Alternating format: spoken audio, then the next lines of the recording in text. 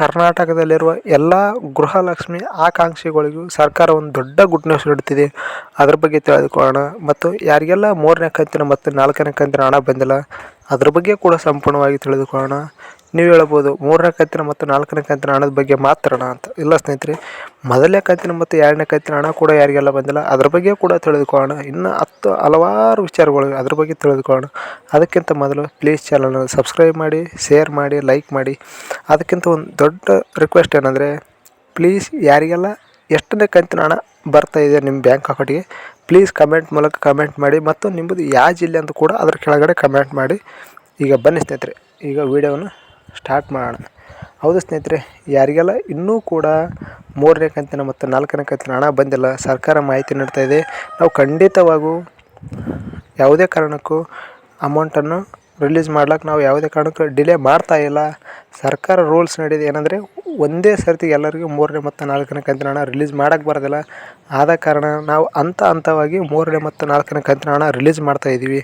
ಅದೇ ರೀತಿಯಲ್ಲಿ ನಿಮ್ಮ ಬ್ಯಾಂಕ್ ಅಕೌಂಟಿಗೆ ಕೂಡ ಹಂತವಾಗಿ ಅಮೌಂಟ್ ಬಂದು ತಲುಪ್ತದೆ. ಯಾವುದೇ ಗಾಬರಿ ಪಡುವಂಥ ವಿಚಾರ ಇಲ್ಲ. ಇಲ್ಲಿ ಖಂಡಿತವಾಗಿ 3ನೇ ಮತ್ತು 4ನೇ ಕಂತಿನ ಹಣ ನಿಮಗೆ ಬಂದಿಲ್ಲ ಡಿಸೆಂಬರ್ 31ರೊಳಗೆ ಖಂಡಿತವಾಗಿ ಬರ್ತಂತ ಮಾಹಿತಿ ನೀಡ್ತಾಯಿದೆ ಸರ್ಕಾರ.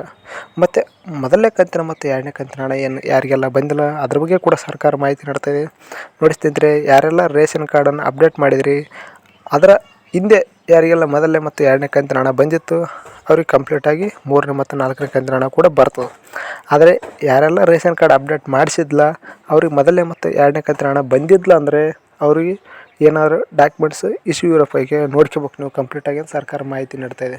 ನೋಡಿ ಸ್ನೇಹಿತರೆ, ಸರ್ಕಾರ ಹೇಳ್ತಿರೋದು ಇಷ್ಟೇ ಏನಂದರೆ, ಏನು ನೀವು ಅಪ್ಲಿಕೇಶನ್ ಸಲ್ಲಿಸಿರ್ತೀರಿ ಏನಾದರೂ ಡಾಕ್ಯುಮೆಂಟ್ಸಲ್ಲಿ ತಪ್ಪಿದ್ರೆ ಯಾವುದೇ ಕಾರಣಕ್ಕೂ ಅಮೌಂಟ್ ನಾವು ಹಾಕೋಕ್ಕೆ ಸಾಧ್ಯ ಆಗೋದಿಲ್ಲ. ಯಾಕಂದರೆ ನಾವು ಹಾಕೋದೇ ಹಂತವಾಗಿ ಹಾಕ್ತಿರ್ತೀವಿ.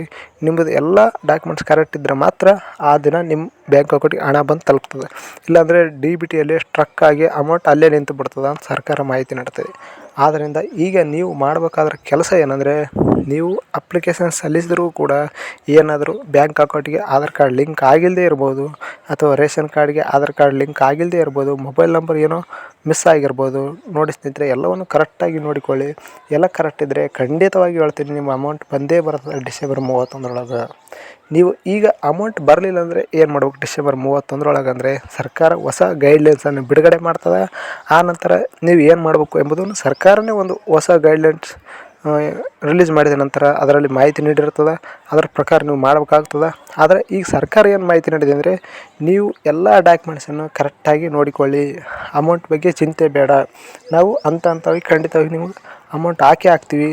ನೀವು ಅಮೌಂಟ್ ಬಗ್ಗೆ ಚಿಂತೆ ಪಡಬೇಡಿ, ಖಂಡಿತವಾಗಿ ನಾವು ಹಾಕ್ತೀವಿ ಅಂತ ಸರ್ಕಾರ ಮಾಹಿತಿ ನೀಡ್ತಾಯಿದೆ. ಈ ವಿಡಿಯೋ ಏನಾದರೂ ಇಷ್ಟ ಆದರೆ ಪ್ಲೀಸ್ ಲೈಕ್ ಮಾಡಿ, ಶೇರ್ ಮಾಡಿ ಮತ್ತು ಕಮೆಂಟ್ ಮಾಡಿ. ಎಲ್ಲರಿಗೂ ನಮಸ್ಕಾರ.